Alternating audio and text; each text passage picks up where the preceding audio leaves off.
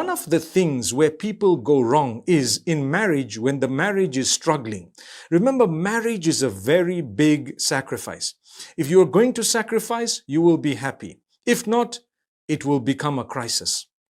So if you want to protect yourself from the crisis within marriage, learn to trust one another and don't give reason for your spouse not to trust you. So while we're teaching you to trust one another, we're telling you don't give reason for the other not to trust you. So this is a very balanced statement. We must make sure we don't pry and spy on each other, because the Almighty's warned us about that. Similarly, speak good with each other, help each other, reach out to each other. Don't put pressure or don't actually ask one another to do that which is going to be difficult, very difficult, because then it might create a crack in that marriage. But the Almighty says, you know what? As much as it's a sacrifice, we want you to love each other, we want you to have children together and to bring those children up in my obedience, the Almighty says. That's the whole aim.